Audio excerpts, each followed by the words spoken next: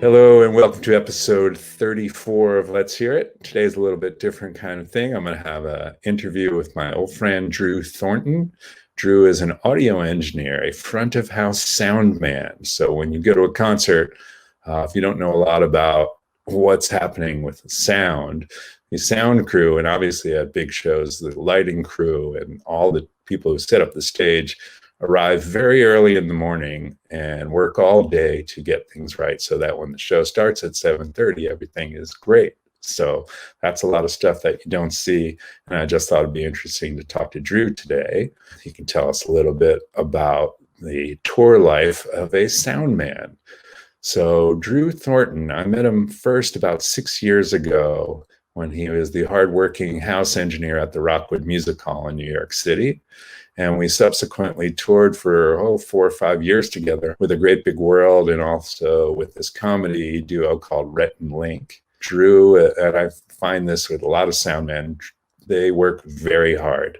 They usually are the first people to get to a theater or an arena. They've done a lot of work in advance to know what they're walking into so they understand how to get sound out of a room and make it great for the audience. They're usually always stressed out, sound men. They're always worried that they're going to be late or something's going to go wrong because it's a high pressure job. So when you're a fan and you go to shows, maybe you don't think about it that much, but it's a lot of work and stress to make sure that it's a great experience. And if you go to a show and the sound is great and you have a great time, that's because guys like Drew work really hard. So Drew, like I said, he started off at the Rockwood Music Hall in New York City, and then he started going on tour with A Great Big World. They won a Grammy, went all over the world. They had a giant hit single with Christina Aguilera. And then Drew worked with a few other artists, Verite and a couple others he'll tell us about. And then he started working with Billie Eilish maybe 3 years ago, and right before she became international superstar. So now Drew, of course, is an international superstar in the sound world as well. And he'll tell us about his glorious rise to fame. Please welcome Drew Thornton. Hello, Drew. Gary, so good to see you, man. You too. Where are you? I'm in Bristol, Virginia. Well, actually, Abingdon, Virginia.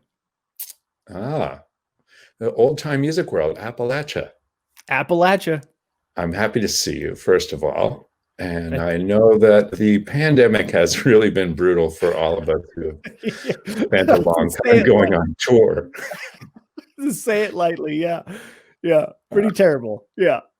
It's been terrible, but you've kept yourself busy because not only are you a live sound man, now you're a host of a YouTube show called The Sum of Two Buses, where you impart some of the incredible audio secrets that you've learned over your many years. Is that correct? Yeah, that's what I'm doing. I'm just giving it away. Gary. So people don't have to pay for these incredible lessons. No, it's free. Go check it out on YouTube. The Sum of Two Buses. Sum of Two Buses. So tell the person who is a music fan or an instrument fan a little bit about live sound. And first of all, like, I know what buses are, but what are buses for somebody who doesn't know? It's basically how you get all of the different channels down to just two channels, your left and your right. What you would know as like your headphones, your left or right. So it sums down to two channels, or also known as two buses. And a sum of two buses is a mix, hence why I called it a sum of two buses. So, yeah. So, and I know you. I think you're 10 or 11 episodes in, and I know you. They're fairly. They're much more elaborate than my little show. Your show is great, Gary. I love it. I've been watching it. I love it. Well, thank you. So, how have you been doing that, and where are you coming up with your episode topics, and how are you doing the whole thing? Well, I mean, I'd have to thank a friend of mine, first of all, Jeffrey Swart, who's a New York-based engineer. I've known him for years. He was the one who convinced me to do this. And I kind of had a couple people, Tib Shabai, Jeffrey, a friend, Tyler Van Dalen, and a couple other engineers, where I was talking to them and kind of getting what, the episodes would be. Because for me, it was just like, I want to do some selfish episodes, some things that I feel like people aren't talking about, some things that I think that it took me years to figure out a couple things that I thought I had to learn because I'd talked to people, and I figured it would be kind of nice to be able to just give this information away.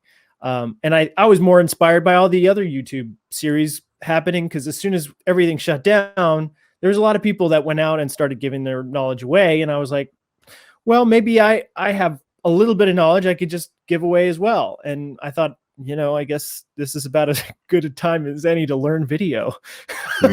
So, yeah. Well, you've done a good job. I'm very impressed by the technical quality, as I would expect. I figured you weren't going to put out anything junky, but I'm going to show a little preview for anybody who hasn't seen your YouTube show. Here's a little preview.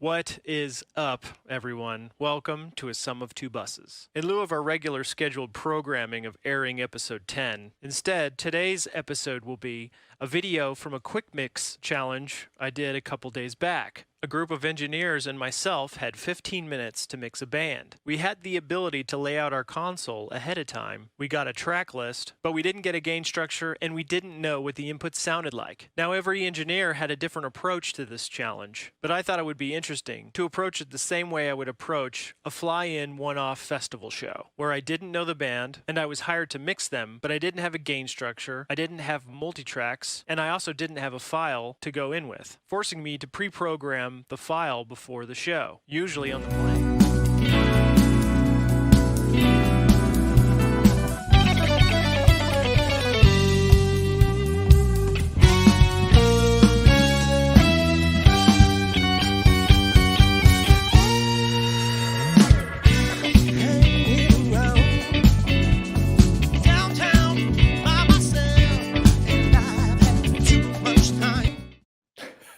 Wow. Did you win this mixing challenge, Drew?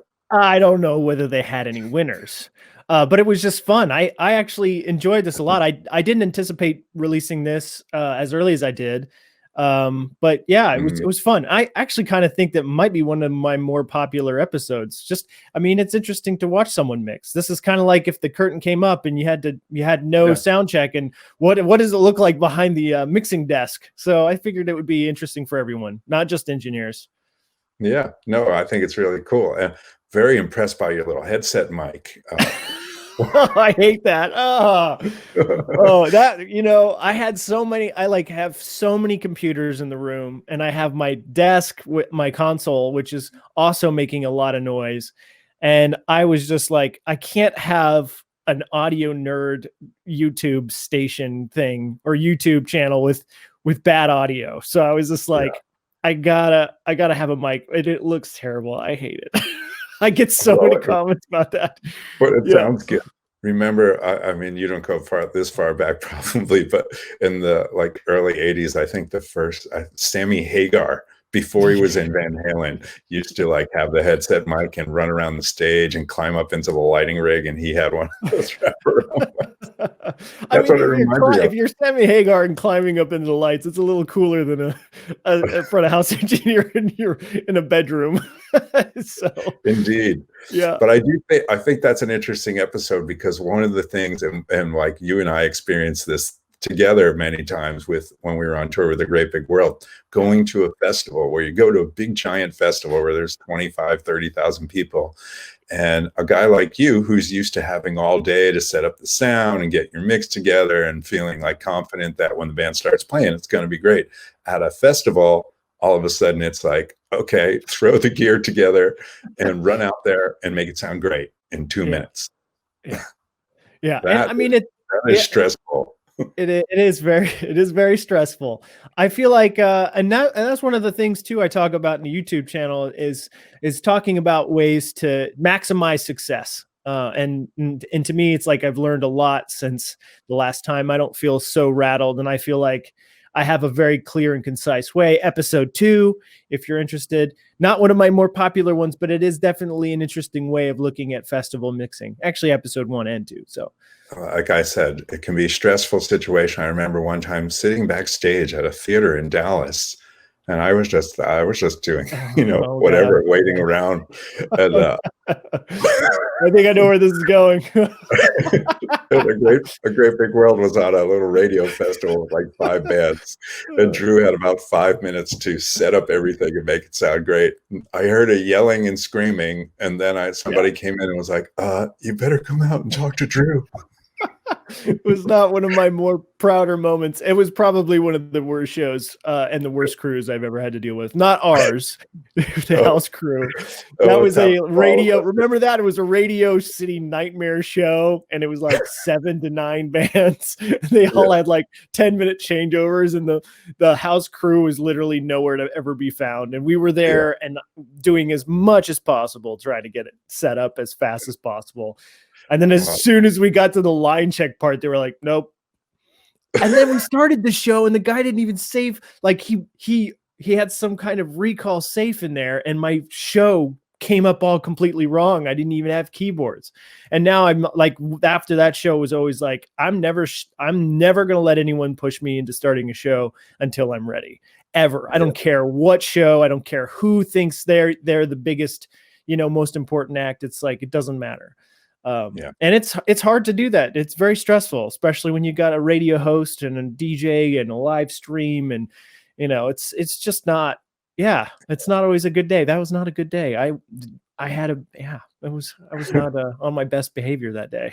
I think I got you some very special beer to soothe the pain after the show, and I'm sure I drank all of it. It's so obviously you've gone from our little situation where we're touring with a great big world with just a few crew people to the biggest act in the world right now, Billie Eilish. What is that like? We are whirlwind. The white glove sound man, Drew. Are you the white glove sound man, the guy who just cruises in before the show and not yet? I don't think you are. I'm getting there. I actually want to own a pair of white gloves just for fun. I thought it would be fun to have in my front house rack, just to like pull it out and just like just to give someone like a false sense of like, well, oh gosh, what are we in for? But no, I'm not. My guess is you're working longer hours on those shows than any shows you've ever done before. Yeah, and it's one of those things too, where, I was lucky to come up in a different way. I came up with an artist, and it's funny because a lot of people want to get this to the same position, and some people do it in a short amount of time on both ends of the spectrum. So you have one area that works for the artist directly and just makes their way up by mixing directly, and then there's other people that work for production companies, and it also both ways can take forever, and sometimes they don't land quite where I was lucky enough to land. So I'm very grateful for that.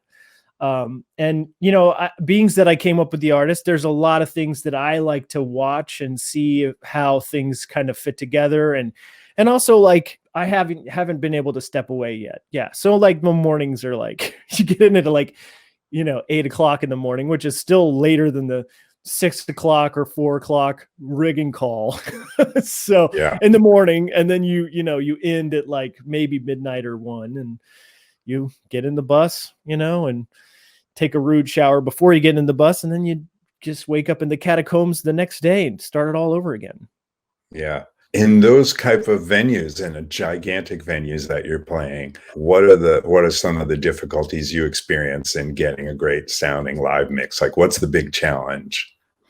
Well, the room plays a big part of it, but also like a lot of the things that I am yet to learn that are also going to be part of making it even easier on me is traveling with my own PA. Last year, so a tour of this magnitude always carries all of the gear, like all the gear you go to a show, you see the stage, even sometimes they carry their own barricades, the front of house gear, the lights, the speakers, everything, everything is brought by the tour traditionally.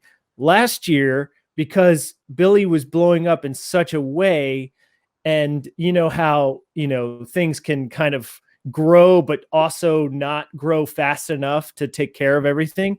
Mm-hmm. One of the things that got cut was my PA, which was pretty crazy. So I did an entire last year with PA du jour, which was terrible. but it was something I was used to anyways. Cause I mean, when we were out on tour, it was like, you work on whatever you get. And there's a lot of engineers out there, probably more engineers out there that has to work that way than there are the other, that gets their own PA. So this year was supposed to be where I had a really talented system engineer, and we were working really well in the first 3 shows of the tour. And I was looking forward to growing in that way, to understand how to, maximize success in rooms like that. But the arenas can be very challenging to get the same effect, especially for Billie. She loves a lot of low end. And if you've ever been to an arena show, it's not always the same everywhere. It can be drastically different from one point in the room to another. So I was hoping to learn more about it, but I guess we're going to have to wait. Eventually you will. And any particular challenges with her vocals, or is there something special you do to make sure that she sounds really great every night? Well, it is challenging. I would say she is by far, like exponentially far, the quietest singer I've ever worked with. And not only that, her crowd is one of the loudest crowds I've ever heard in my life. It's like 100. I had clocked in Irving Plaza before we blew up, 120 dBA. And I don't know I think if I remember off the top of my head, a jet engine is like 136, but don't quote me. So you're talking like, this is pretty loud and pretty painful. And so those kinds of things are kind of what was the challenge of working. And I think that also as the show expands, she, this tour that we were going to do, she was going to spend a lot of time in front of the PA, which initially makes it even more difficult. But I mean, I have a few things that I've kind of developed, and I feel like I'm getting to a place, and even in this quarantine, I think that I'm spending a lot of time trying to grow and learn. And I even have a handful of other crazy, maybe great ideas and maybe not so great ideas to try once we start again. So, but yeah, it's tough when you're really, really quiet. She has a very breathy voice, but one of the best singers I've ever heard. She's, I mean, tune wise, pitch wise, control, it's all there. It's just a matter of me just making it really loud. You need the biggest PA system in the world and the best speakers, the best everything for you, Drew. Best everything, Gary. Well, just as you're proud of her, Drew, I'm proud of you. You've done an amazing job. You work really hard at being the best you can be, and I'm really glad to see how you've done so well in the last couple of years. Thanks, Gary. Thank you. Kudos to you. I hope that the YouTube channel takes off. I mean, obviously, it's only a matter of time till you'll have millions of subscribers. We're YouTubers now, Gary. We are, like you said. Who would have thought? Who would have thought this? Weird. Well, let's hope someone watches it. I hope so. Yeah. And I hope to see you soon, man. I really hope that we ever do live shows again. Please. It'd be so great. It'd be fine. The energy level at those first few live shows when audiences are back again is really going to be special. So. Yeah. And hopefully we will learn not to take it for granted. And I'm hoping that, hopefully we can learn so maybe something like this doesn't quite happen the same way. So I really hope so. Lessons must be learned at all times. Of course. This is a big one. It's a huge one. Yeah. All right. Well, thanks for coming on, Drew. Thank you for having me. Check out your channel, and we'll see you soon. Well, there you go. That's a little change of pace. Learn something about live audio engineering. And Drew is a great guy. Hope you enjoyed that episode. Check back in a couple of days for the next episode of Let's Hear It. See ya.